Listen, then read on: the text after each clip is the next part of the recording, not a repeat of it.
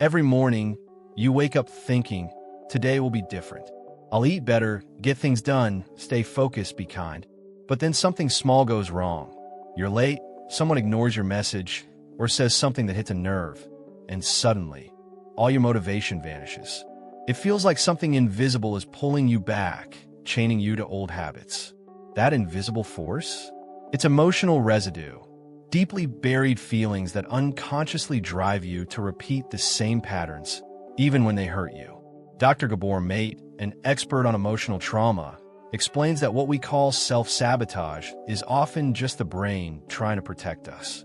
Not from the outside world, but from pain we've carried since childhood.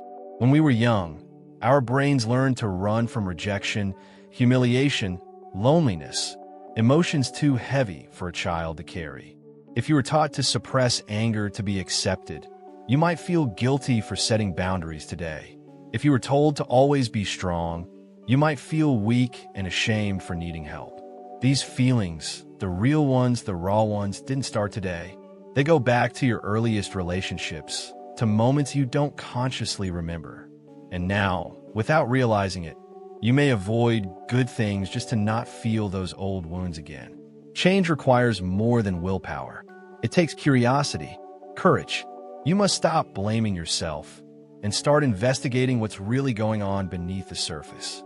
It's like becoming a detective of your own mind, uncovering the roots of your reactions. You know that moment when you feel sad, angry, or exhausted, but can't explain why? That's usually your past knocking. Your nervous system remembers what your conscious mind has buried. The body speaks, especially when the mind refuses to listen. But we're not taught to listen. We're taught to distract ourselves, to stay busy, to perform. And the pain waits, patiently, for a crack to come through. Real change begins the moment you pause and ask, what is this feeling trying to show me? What truth am I hiding from myself? These questions seem simple, but they're the gateway to everything you've avoided.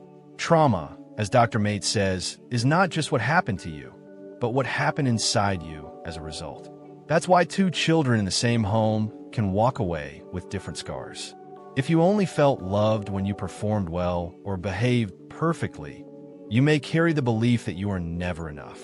And so, when you try something new, the inner voice whispers, you'll fail. That voice isn't true. It's just your past trying to protect you. Rejection, too, leaves a deep imprint. If you weren't heard, or were punished for expressing sadness or anger as a child, you learn to hide your emotions to survive.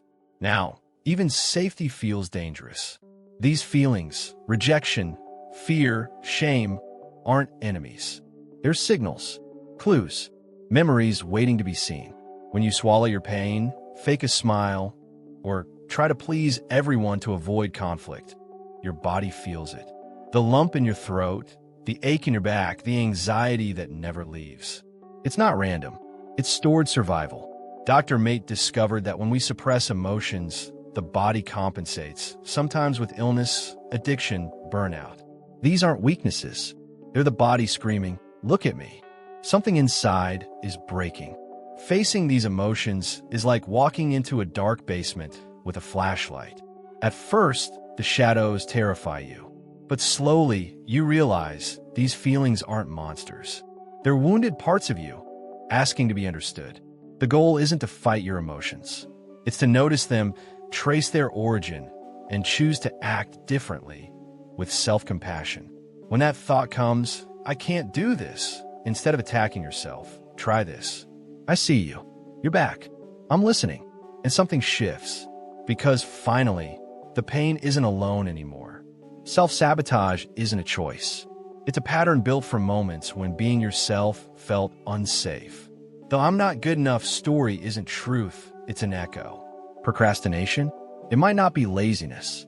It might be your mind protecting you from the fear of failing, being judged, or disappointing someone.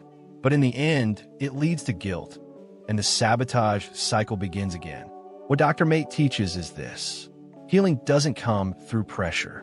It comes through gentleness, through meeting your inner chaos with kindness, not control. The perfectionist? Often just a terrified child wearing armor, trying so hard to get it all right so no one will reject them. But that pursuit of perfect becomes a prison. They freeze over small choices. Exhausted, empty, afraid. Self-sabotage wears many masks. Addiction, toxic relationships, the need to be liked, harsh self-talk, chronic avoidance. But it always begins the same: unprocessed pain. Here's a question that changes everything.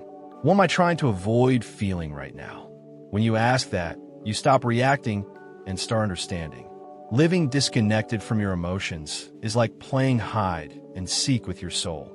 But when you start naming what you feel in your chest, your stomach, your throat, something opens. The war within begins to quiet. This isn't about being perfect. It's about becoming real. And that takes time. Dr. Maté says the real danger isn't what we do. It's how far we've drifted from ourselves.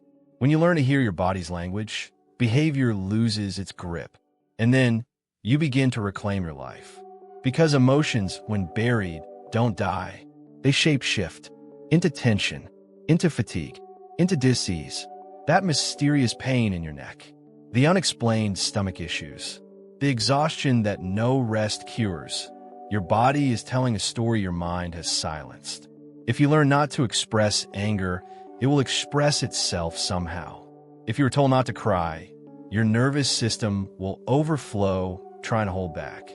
If you had to be strong for everyone, one day your body might collapse under that invisible weight.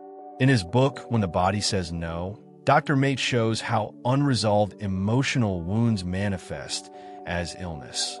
People who never said no, who always kept the peace, often fall sick, not because they're weak, but because they learned love must be earned through silence. Eventually, the body screams what the mouth cannot say. But it's not your enemy. It's your greatest ally. It begs, what are you carrying that no longer serves you? What are you hiding because you fear rejection? This kind of inner work is not easy. It's not quick, but it's real. And it leads to something rare, a life aligned with who you truly are. So now I ask you, how has your body been trying to speak to you? What hidden signals are you starting to notice? Leave your answer in the comments. Let's walk through this darkness together until we find the light again.